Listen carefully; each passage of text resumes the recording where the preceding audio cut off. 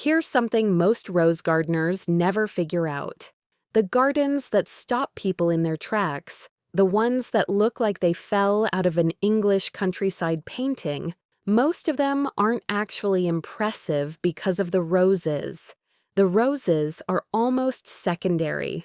What makes those gardens look the way they do is everything planted around the roses. The companions, the layers, the plants most people never think about when they're standing in a garden center, credit card in hand, loading up on more roses. I've grown Mill on the Floss, Desdemona, Bathsheba, Claire Austin, Malvern Hills, some of the most beautiful David Austin roses you can plant in a Zone 5 or 6 garden.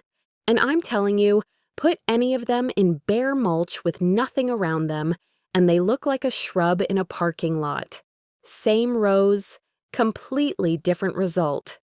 The difference has nothing to do with the rose. Today, I'm going to show you exactly what creates the cottage look. And it's going to make you rethink every plant purchase you've made. Stay with me through Section 5 especially. That's where most people have their moment. Section 1. The uncomfortable truth. Let's start with the thing nobody in the gardening world wants to say out loud.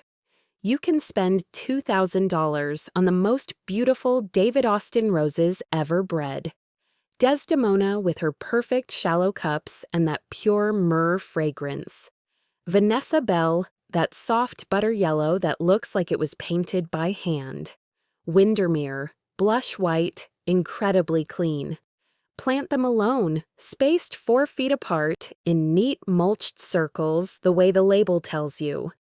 And your garden will look like a test plot. It will look managed, not magical. And that's the core problem. Cottage gardens don't look managed. They look like they happened. Like the garden has been quietly growing and evolving for 30 years, while nobody was paying too much attention. That feeling, that aliveness, doesn't come from the roses. It comes from the ecosystem around them. Here's what experienced cottage gardeners know that most beginners don't. Roses are the architecture. They're the bones. But bones alone aren't beautiful. It's everything that grows over and around and through those bones that creates the magic. The good news is this completely changes how you should be spending your garden budget. And once you understand it, the look becomes genuinely achievable. Even in a Zone 5 garden, where you're fighting a shorter season than the English gardens in the magazines. Let me show you exactly how to build this, layer by layer. Section 2. The foundation layer. What goes at the base? Every cottage rose garden has a foundation layer most people completely ignore. Look at the base of most home garden roses. What do you see? Mulch, maybe some bare soil. The bottom 12 inches of cane with no leaves because of black spot. It looks unfinished because it is unfinished. Now here's the pattern interrupt. The base of your roses is actually the most important real estate in the entire garden. And almost nobody treats it that way. The plants that live at the base of your roses do 3 things simultaneously. They hide the bare lower stems that every rose gets by midsummer. They fill the ground so there's no visual gap between the rose and the earth. And the right ones, and this is the part most people miss, actually benefit the rose while they're doing it. Catmint is your foundation workhorse. Hardy geranium, specifically Roseanne, is the other one. Both sprawl low and wide, both bloom in that soft purple blue that makes any rose color sing, and both will knit together under your roses to create that seamless, overflowing look. Plant catmint 18 inches from the base of each rose. It will grow outward, not upward, and by June it's a haze of purple that makes whatever's blooming above it look twice as good. For a Zone 5 garden specifically, and this matters, choose Walker's Low Catmint over Six Hills Giant. Six Hills gets enormous, which is beautiful, but in a shorter season, it often doesn't have time to rebloom after you cut it back. Walker's Low rebounds faster and gives you that second flush in August when you need it most. One more for the base layer that almost nobody talks about. Lady's Mantle. Alchemilla mollis. That scalloped leaf that holds water droplets like mercury. Plant it at the very front of the border where it spills over the path edge, and it creates the impression that the garden is overflowing toward you. That spilling out of the border feeling is one of the defining characteristics of the cottage look. 3 plants: catmint, hardy geranium roseanne, lady's mantle. That's your foundation layer for every rose in the border. Section 3. The vertical dimension. Once the base is sorted, most people think they're done. They're not even halfway. The cottage garden look is built on vertical layers: ground level, mid-border, eye level, above eye level. And most home gardens only have 2 of those 4. This is where your climbing roses become critical, but only if you train them right. I've grown Bathsheba up a 6-foot obelisk, and I've grown it on a 12-foot rope swag between 2 posts. The obelisk looked fine. The rope swag looked like something out of a magazine. Same rose, completely different training, completely different result. Here's why. Bathsheba, like most climbing roses, has apical dominance. If you train it straight up, the plant sends all its energy to the top. You get flowers at 8 feet where nobody can see them and bare canes at eye level. Train those same canes as close to horizontal as you can get. Even a 45-degree angle helps, and the plant sends flowering shoots from every single bud along the cane. You go from a dozen blooms to potentially 100. Malvern Hills is another one worth naming here specifically. It's a rambler-style climber with small, rosette-formed blooms in soft yellow, and it's one of the most flexible canes I've worked with. Genuinely easy to train horizontally, even in year 2. In Zone 5, it's reliably hardy, which matters when you're building something you want to last. For the vertical mid-border, the layer between your foundation plants and your climbers, this is where foxgloves and delphiniums earn their keep. Both are biennial or short-lived perennial. Both self-seed freely if you let them. Both create exactly that spire and bloom combination that gives the cottage border its characteristic rhythm. Let them seed. Let them move. A foxglove that places itself next to a rose did a better job of garden design than you could have planned. That's not a mistake. That's the garden working with you. Section 4. The color architecture mistake. Here's the color mistake that kills the cottage look faster than anything else. Too much variety. Most gardeners, when they're building a cottage border, try to include every color they love. Soft pink rose next to a hot pink rose, next to a cream rose next to a red one. Then purple catmint and yellow lady's mantle and orange crocosmia because they love orange crocosmia. The result looks like a garden center, not a garden. The cottage gardens in the photographs that inspire you, the ones from Sissinghurst, from Hidcote, from the David Austin Trial Gardens. Almost all of them are built around a deliberately limited palette, usually 2 or 3 colors maximum, with white and soft green as neutrals threading through. Pick a color story and commit to it. For a rose garden, the most reliably beautiful palette in Zone 5 is blush pink, soft white, and deep purple blue. That's it. Desdemona and Claire Austin handle your soft white and blush. The catmint and hardy geraniums handle your purple blue. Windermere bridges the two with its creamy blush tones. Every plant you add should be auditioned against that palette. If it doesn't fit the color story, it doesn't go in, no matter how much you love it. This is the single decision that separates gardens that look designed from gardens that look accumulated. We're halfway through, and this is where it really starts clicking together. If you're already thinking about which roses you'd pair with this companion system, hit subscribe so you don't miss the follow-up videos. We go deep on specific variety combinations and zone-by-zone timing. Now let's get into fragrance placement, because this is the one most people completely overlook. Section 5. Fragrance placement. The invisible layer. Everything we've talked about so far is visual, but the gardens that people remember, the ones they describe years later, those aren't remembered for what they looked like. They're remembered for how they felt to be inside them. Fragrance is the emotional layer of a cottage garden, and almost nobody designs it deliberately. Most gardeners choose fragrant roses and consider the job done. The fragrance is there, but where it's there matters enormously.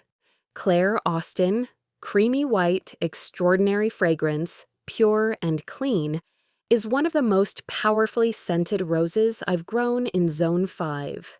If you plant her at the back of a deep border, that fragrance stays at the back of the border. You might catch a hint of it when the wind is right, but you don't experience it. Plant Claire Austin beside the gate you walk through every morning. Plant her within arm's reach of where you sit in the evening. Now you experience her every single day, multiple times a day. Same rose, same fragrance, completely different relationship with the garden. Desdemona has a different scent profile, stronger myrrh note, old rose richness, and she's lower growing, which makes her perfect for planting where the blooms are at nose height when you're walking past. 2 feet from the path edge, not 6 feet back in the border. For Zone 5, here's the fragrance placement framework. Position your most fragrant roses within 3 feet of where you spend time. Front door, garden gate, seating area, evening walk path. Then use your less fragrant but visually stunning varieties, Bathsheba, Malvern Hills, for the structures and climbers where you're optimizing for visual impact over scent. Layer lavender along every path edge. When you brush it walking past, you release the scent. That's not an accident. That's a decision. Same with catmint. The touch and release scent experience is what makes a garden feel alive in a way no photograph can capture. Section 6. The Zone 5 to 6 gap problem. Here's the problem nobody talks about when they show you English cottage rose gardens. Those gardens are in England, or the Pacific Northwest, or Zone 7 at minimum. We're in Zone 5, and Zone 5 creates a specific challenge that fundamentally changes how you need to design your cottage garden, and almost nobody addresses it. In a Zone 5 to 6 garden, your roses have a hard first flush in June. Then there's a gap, sometimes 3 to 4 weeks, while they set up for the second flush. In an English garden, that gap is filled by a dozen other things blooming simultaneously. In a less carefully planted Zone 5 garden, that gap is just a gap. Green leaves, spent blooms, bare ground. The magic evaporates. This is why your companion selection for Zone 5 is actually more critical than it is for warmer zones. Your companions aren't just decorative, they're structural. They have to carry the garden through the weeks when your roses aren't performing. Here's what carries the gap in a Zone 5 cottage border. Allium's bridge from spring bulbs into the early rose season. Their globes are still architectural even after they fade. Astrantia blooms through the entire gap period and looks extraordinary next to rose foliage. Veronica strum, tall, spire-forming, incredibly hardy, hits its peak right in that midsummer gap and fills the vertical space beautifully. And here's the specific detail that makes this work. Plant for the gap, not for the flush. When your roses are blooming, nothing can compete with them. They carry the border effortlessly.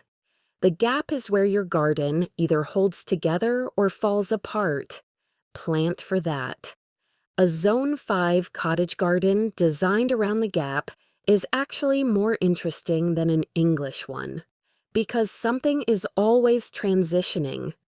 It never looks static. It always looks like it's becoming something. Section 7. Making it look decades old in year 1. The biggest visual problem with a newly planted cottage garden is that it looks new. Everything is the right size on the label and completely wrong in the ground. Roses that should billow look like sticks. Companions that should spill look like plugs. The whole thing looks like it was installed last Tuesday, because it was. There are 4 specific things that age a garden faster than anything else. First, plant at higher density than feels right. The spacing on rose labels is written for ultimate mature size with air circulation in mind. For the cottage look, you want plants touching and intermingling. Plant your companions closer than the label says. Accept some crowding. The crowding is the look. Second, use annuals as gap fillers in year 1. Cosmos, Nigella, and sweet peas are your best tools. They're fast, they're cottage perfect in feel, and they fill the visual space while your permanent plants establish. Nigella especially, it self-seeds, comes back the following year, and looks genuinely wild rather than planted. Third, add 1 piece of aged hardscape immediately. A moss-covered stone, a weathered wooden stake, a reclaimed brick path edge. The eye reads aged materials as, "This has been here a while," and unconsciously extends that reading to the plants around them. New plants next to old materials look more established than new plants next to new materials. Fourth, let something self-seed somewhere unexpected and leave it. When a foxglove comes up in the wrong place, or a hardy geranium seeds into the path crack, or Nigella appears through a rose cane, leave it. These self-placed plants are doing something you couldn't plan. They're making the garden look like it has a life of its own. That last one is the hardest for most gardeners. The instinct is to tidy, resist it. The volunteer plant in the unexpected place is often the best thing in the whole border. Section 8. The system. Putting it all together. Everything we've covered today is a layer of the same system. The roses are the architecture. Choose varieties built for Zone 5, built for fragrance and form. Desdemona, Claire Austin, Windermere for the border. Bathsheba and Malvern Hills for the verticals. The companions are the atmosphere, catmint, hardy geranium roseanne, and lady's mantle at the base. Foxgloves and delphiniums in the mid-border. Alliums, astrantia, and veronicastrum holding the gap. The color palette is the discipline, blush, white, and purple-blue, held consistently across every plant choice. The fragrance is the experience, designed deliberately, positioned for encounter, not just existence. And the controlled wildness, the self-seeders, the volunteers, the plants that move themselves, is what makes the whole thing feel alive. None of this requires a large budget. Most of it requires a different way of thinking about what you're actually building. You're not planting individual plants. You're building an ecosystem. one where the roses are extraordinary, but the world around them is what makes them look that way. Which layer are you missing right now? The foundation companions, the gap planting, the color discipline? Let me know in the comments. Describe your current setup, and I'll tell you exactly what I'd add first. I read every comment, and these conversations are genuinely some of the best rose advice on the channel. If this gave you a new way of looking at your garden, give it a thumbs up. It helps more gardeners find this. Subscribe for the follow-up videos on specific variety combinations and the Zone 5 planting calendar we're putting together. Until next time, happy gardening.